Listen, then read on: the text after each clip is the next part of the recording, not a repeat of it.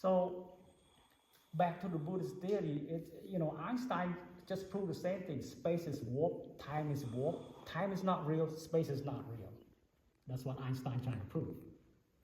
And the Buddhist theory is reflecting that. But it's getting so deep, so much knowledge for us to accept. Just to go learn about Einstein theory will take your entire life to learn it. Even I don't understand Einstein theory completely, but I know enough to talk about it. And the same thing with Buddhist theory. It describes the entire universe. There's so much knowledge to learn. It's just too much. So he gives you just the basic Fourth Noble Truth. Those are the basic steps to learning. So instead of teaching you what the universe is, teaching you how to learn of the universe. You get what I'm saying? So to be successful as a student in college, instead of trying to learn your subject, learn how to be a good student. See what I'm saying? So good student is to have good habits, how to manage your time, how to manage your money, all that, and you become a good student, then you can learn any subject, right? So Buddhism is the same thing. There's so much in this world to learn by the Buddha.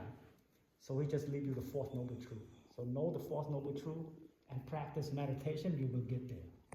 So let's get into meditation. So there is this body, which is a physical form of your body, and then there's a mental process. And the Buddha divided into 5 stages. The bottom stage is a sensor. You have 5 sensors. Ear, mouth, touch, eye, sight. There's 5 of them. And then there's one more. Your mental process is also a sensor. Your mind is a sensor itself. So there's total of 6 sensors in your body.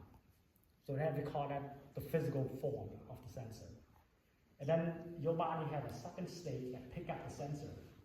When something touches your body here, so the physical part will pick up the sensor. And then the second stage, we call it Vedana. Vedana on Vedana. So the second stage is Vedana, that's pick up the sensor and process it. Let's say you pick up, you touch something, or you hear something, it picks that up, that's the physical part, and then you come to the second stage, and it processes that information, say, oh, it's the sound of something, or the sight of something. And then the third stage, it processes information to memory. And the memory say, let's say you see a snake, that memory will say, oh, it's a bad thing, it's a snake, right? Or you see a chocolate, say, oh, it's a tasty thing, So there is a third stage that processes that. And then there's a fourth stage that will process that into a much bigger story. Not just a chocolate, but a chocolate that you receive during a Valentine's Day or whatever. That will be in your fourth stage. And then your fifth stage is your consciousness. Your consciousness covers the entire thing. And those are the theory, if you go to science, like the father of psychology, Freud, right? Mm-hmm. Freud and the psychology world, they have their own theory of those stages. They got big brother, small brother, or something like that. Talk about that. But the Buddha also had that, but it's in 5 different stages. We call it khandha, the 5 khandhas. So the 5 khandhas contain the top one is your consciousness. And your consciousness is the master of all of that. It controls everything. And then your consciousness contains into 4 stages. Stage 1, stage 2, stage 3, and stage 4, you become enlightenment. Your consciousness right now is so into this mind and this body and get lost in it.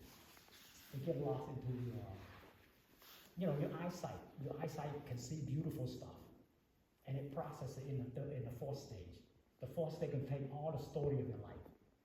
You go out there in spring, beautiful flower, beautiful sunshine. It processes in the 4th stage of the mind. And then your consciousness lost in that, it gets lost in the beauty